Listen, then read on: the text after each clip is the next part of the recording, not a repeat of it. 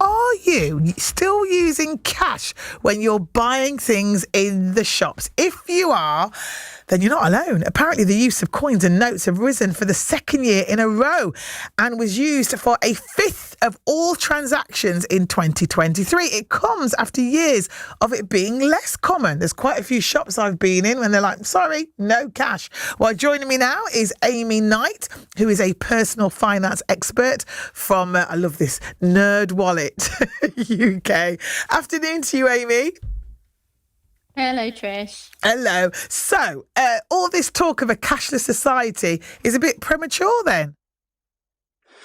Well, it seems to have gone the other way, doesn't it? Although I would point out that debit and credit card transactions did still make up 3/4 of all the payments in 2023, but cash payments did increase. Back in 2021, about 15% of transactions involved cash, and then in 2023, it had gone up to 20%. See, I did that thing a couple of weeks ago where I left my debit card at home and I took cash to buy me groceries. And my goodness, Amy, I had to put quite a few back. It's so embarrassing. Sorry, I can't have that mince pie. I'm just over. You know, it makes you realise. That's a really good experiment, isn't it? Yeah, you know, my other half made me do it because he's tight. But anyway, he says I overspend when it's tap and I'll go into my overdraft. But you do realise, you know, cash makes you more disciplined. Absolutely. It can be a really empowering way to stick to a budget if you are living on a low income, or even if you've got financial goals for next year and you just really want to stick to a budget.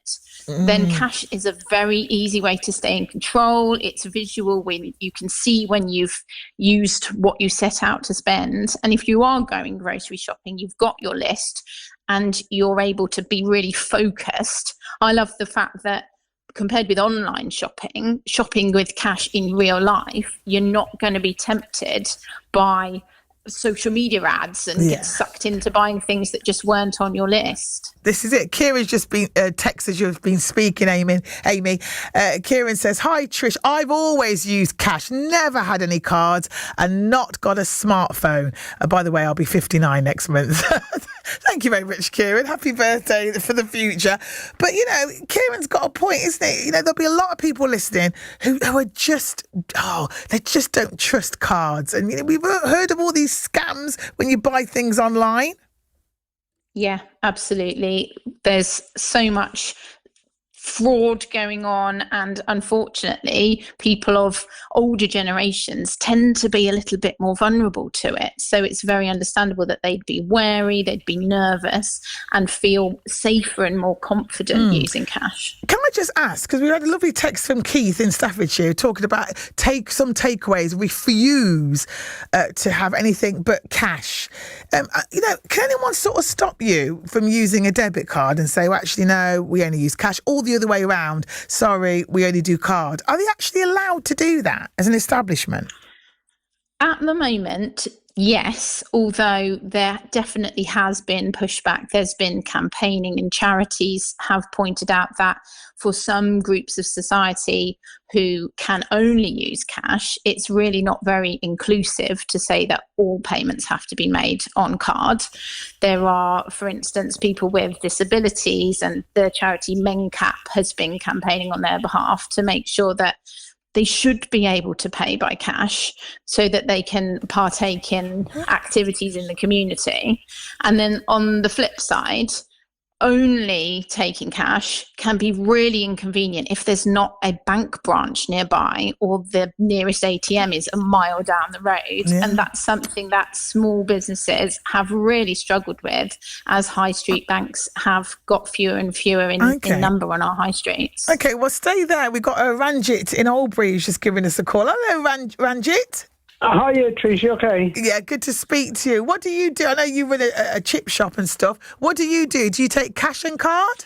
We take cash only at the moment. I have ordered a machine, but I encourage people to use cash. Because right opposite me, right, there's 2 cash point machines opposite my shop. But the thing is, they can use card when they've got no money in the account.